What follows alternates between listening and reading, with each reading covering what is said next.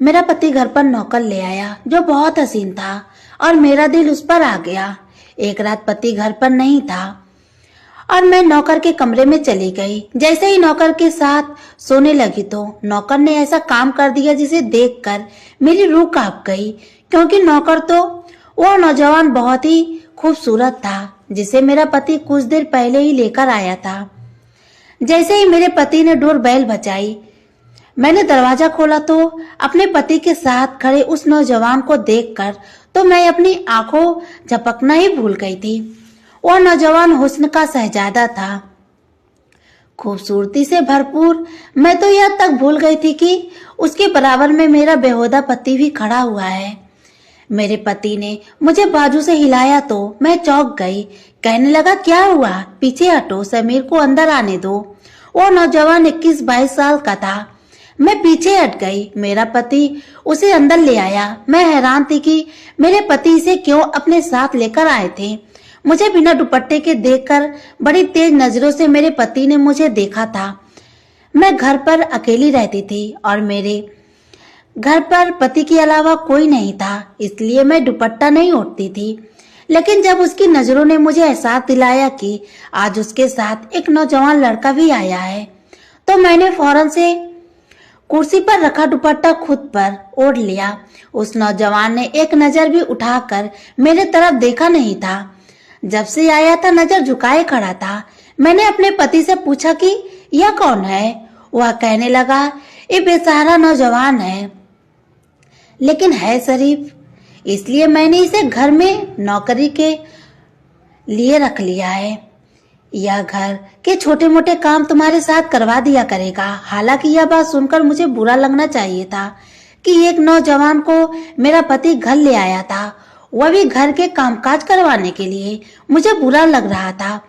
अंदर ही अंदर ना जाने क्यों मैं अपने पति के इस फैसले से बड़ी खुश थी।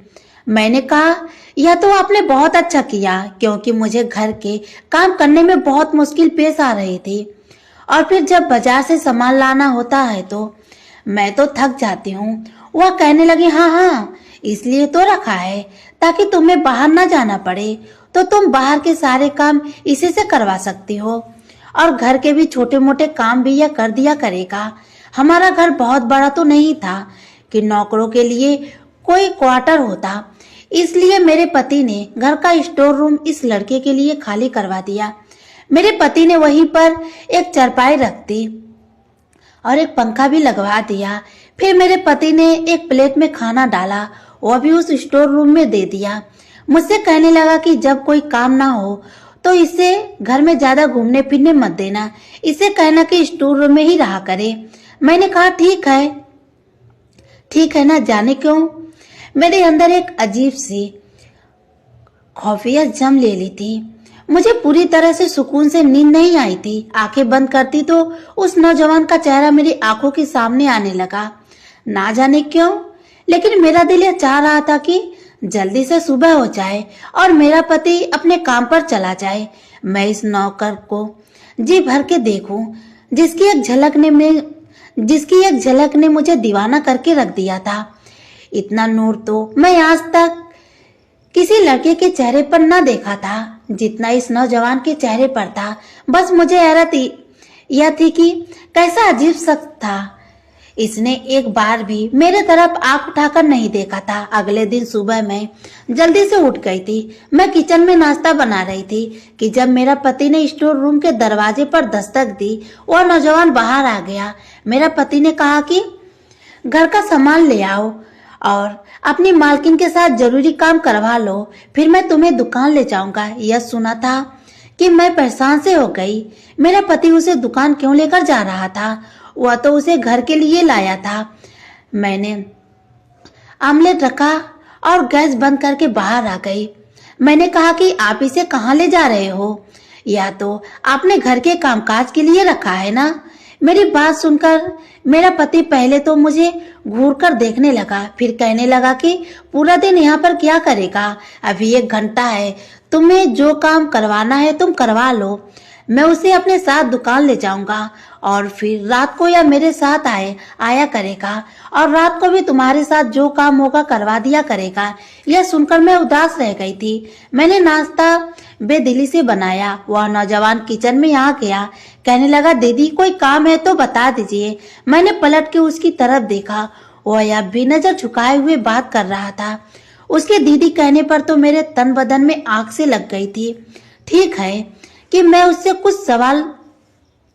कुछ साल बड़ी थी, लेकिन दीदी तो बिल्कुल भी नहीं थी। मैंने कहा, देखो मेरा नाम सनम है, मुझे सनम कहा करो। मैं इतनी बड़ी नहीं हूँ कि तुम मुझे दीदी बोलो। मैंने बड़े गुस्से से उससे यह कहा था। फिर मैंने गुस्से से बर्तन सींक में रखे और उससे कहा कि बर्तन धोकर और किचन साफ करके फिर जाना। यह कहकर मैं बाहर आ गई। मेरा पति तैयार हो रहा था। तैयार होकर जब तक वह नाश्ता करके निपटा तो वह नौजवान भी किचन की साफ सफाई कर चुका था। बाजार से सामान भी ले आया था। कुछ ही देर में मेरा पति उसे अपने साथ दुकान पर ले गया। ना जाने क्यों आज का दिन बड़ी मुश्किल से मैंने काटा था। ऐसा लग रहा था कि जैसे वक्त ठहर सा गया हो। मैं बार बार घड़ी की सुझाई सुइयां देखती रही। हालांकि रोजाना मेरा वक्त यूं ही गुजरता था, लेकिन घर के कामों से मुझे फुर्सत नहीं मिलती थी। दिन बहुत जल्दी गुजरा हुआ महसूस होता था, लेकिन आज तो ऐसा था जैसे वक्त कट ही नहीं रहा हो। मैं अपनी बेचैनी से बहुत परेशान थी। बार बार मुझे इस नौजवान का ही ख्याल आ रहा था। जैसे ही रात को मेरे पति के आने का वक्त हुआ, मैं जल्दी से कमरे में गई। एक अच्छे से कपड़े पहने, मेकअप किया और अपने बाल भी खुला छोड़ दिए। हालांकि मेरी शादी को 7 साल हो चुके थे और मैं अपने पति के लिए कभी यूं ही तैयार नहीं हुई थी। शादी के शुरू दिनों में ही 1 महीने तक मैंने खुद को सजाया संवराया था, लेकिन उसके बाद मैं घर के कामों से उलझ के रह गई थी। लेकिन ना जाने क्यों आज मेरा दिल चाहा कि अपने आप को सजाऊं संवराऊं। मेरा गिनती खूबसूरत औरतों में होती थी। मेरी उम्र 30 साल के लगभग थी, लेकिन मैं बेहद खूबसूरत थी। देखने वाले मुझे शादीशुदा भी नहीं समझते थे। जब मैं अपने पति के साथ कहीं जाती तो सभी मुझे हैरत भरी नजरों से देखते थे, क्योंकि मेरा पति देखने में जरा भी खूबसूरत नहीं था। पेट निकला हुआ था, कद भी छोटा था और नैन नक्श भी कुछ खास नहीं थे। और मैं एक हसीन औरत थी, इसलिए अपनी नौकर के हुस्न को देखकर मेरी दबी ख्वाहिशें मेरे अंदर लावे की तरह भड़क उठी थी। जैसे ही रात को मेरा पति घर पर दाखिल हुआ, मुझे देखकर वह हैरान हुआ था, लेकिन मेरी नजरें तो उस पर ही टिकी हुई थी। पूरा दिन मैं ना जाने कैसे काटा था, लेकिन वह बड़ा अजीब शख्स था। एक नजर उसने मुझ पर डालकर नहीं देखा और यह बात मुझे अंदर से और भी उलझा कर रखती थी। बल्कि मेरा पति मुझे देखकर बड़ा खुश था। खाना खाने के बाद कहने लगा कि आओ सनम, आज तुम्हें लॉन्ग ड्राइव पर लेकर जाता हूँ। तुम बहुत अच्छी लग रही हो। लेकिन मैं उसके लिए सजी ही कब थी जिसके लिए मैंने यह सब तैयार की थी। उसने तो एक आग भर कर भी मुझे नहीं देखा था। मैं चाहती थी वह मुझे देखे और देखकर अपने होश खो दे, क्योंकि मैं भी हुस्न में कम नहीं थी। लेकिन वह तो सीधे स्टोर रूम में चला गया। मैंने अपने पति से कहा कि मेरे सर में दर्द है, मुझे कहीं नहीं जाना। यह कहकर मैं अपने कमरे में चली गई। बड़े ही बेदली से मैं चूड़ियां उतार कर सामने ड्रेंग पर रख दी। अपनी ज्वेलरी उतारी, बालों को जूड़ा बनाकर बालों को कलेचा लगा लिया और कपड़े भी बदल लिए। मुंह भी धो लिया। अब मैं छोने लगी किस तरह से इस नौजवान को अपने पास खींचे। मेरे दिमाग में बस एक ही तकरीबन आई थी। अपने पति के उठने से पहले मैं छत पर चली गई। धुले हुए कपड़े उतारने और सीधी उतरते हुए जानबूझकर अपना पाँव मोड़ लिया और मैं अपना बैलेंस ना बना पाई और धड़ाम से सीढ़ियों से गिर गई। मेरे पैर पर अच्छी खासी मोच आ गई थी। घटना अलग से सूझ गई था। मेरे रोने लगी, चिल्लाने लगी। मेरा पति और वह नौजवान दोनों ही अपने कमरों से निकलकर बाहर आ गए। मुझे मेरे पति ने जब छत की सीढ़ियों से नीचे देखा तो कहने लगा, क्या हुआ? मैंने कहा कि मेरा पाँव टूट गया है। जब वो मुझे खड़ा करने लगा तो मेरी तो चीखें निकलने लगी। मैं चुपचाप में अपने पैर ही हड्डी तुड़वा चुकी थी। मेरा पति मुझे सहारा देते हुए गाड़ी में बैठाकर हॉस्पिटल ले गया। डॉक्टर ने बताया कि मेरे पांव की हड्डी टूट चुकी है। मेरे प्लास्टर बंधा हुआ गया और मैं बेड पर आकर लेट गई। मेरा पति बेहद परेशान था, कहने लगा कि अब मैं काम पर कैसे जाऊं। ऐसा करता हूं कि इस लड़के को भेज देता हूं। फिर कहने लगा कि इसे तो अभी दुकान पर गए हुए कितने ही हुए हैं, तो इसे दुकानदारी का पता भी नहीं है। मैंने कहा कि आप अपनी दुकान पर जाओ, इस लड़के को यहाँ छोड़ जाओ। अगर मुझे किसी चीज की जरूरत होगी तो मैं इसे कह दूंगी।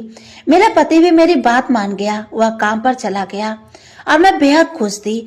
हालांकि मेरे पांव से दर्द की तीस उठ रही थी, मेरा घुटना हिलने से इनकार कर रहा था, लेकिन मेरा दिल बड़ा ही बेफिक्र था। पति के जाते ही मैं इस नौजवान को पुकारा और साथ ही अपना दुपट्टा उतारकर सामने सोफे पर फेंक दिया। जैसे ही वह मेरे कमरे में दाखिल हुआ, नजरें झुकाए कहने लगा, जी कहिए। मैं यह चाहती थी कि वो मुझे देखे। मैंने उसे कहा कि इधर आओ। वो मेरे पास आ गया, कहने लगा, क्या चाहिए आपको? वैसे मैंने खाना बना दिया है, मुझे खाना पकाना आता है और किचन और घर का सफाई भी कर दी है। मैंने उससे कहा कि इधर बैठो। यह सुनकर उसकी नजर मुझ पर पड़ी थी, लेकिन उसने फौरन ही अपनी नजर फेर ली थी और 3-4 कदम पीछे हट गया। कहने लगा, अगर आपको किसी चीज की जरूरत है तो मुझे बता दे। यह सुनकर मुझे उस पर गुस्सा आने लगा। मैंने कहा, मेरे पैर में बहुत ज्यादा दर्द है और मुझे कमरे में घबराहट हो रही है। मुझे बाहर लॉन्च में बैठना है, मुझे सहारा देकर बाहर बैठा दो। मैं चाहती थी कि वह मेरे करीब आए। यह सुनकर वह हैरत का शिकार हुआ था। वह कहने लगा कि मैं ऐसा नहीं कर सकता, रात को साहब जी आएंगे तो ही आप बाहर आ सकती हैं। यह कहकर वह कमरे से बाहर निकल गया। मुझे इस पर जी भर के गुस्सा आने लगा था। वह समझता क्या था खुद को? जितना मैं उसके पास जाने के बहाने ढूंढती, उतना ही मुझसे कतराता था। लेकिन एक बार मुझे मौका मिल ही गया। जैसे ही मेरा पति काम के लिए घर से बाहर निकला, मैं जानबूझकर चिल्लाने लगी, जैसे कि गिर गई हो। मैं बेड का सहारा लेकर जमीन पर बैठ गई, बैसाखी भी एक तरफ फेंक दी, जैसे लगा हो कि मैं बेड से नीचे गिर गई हूँ।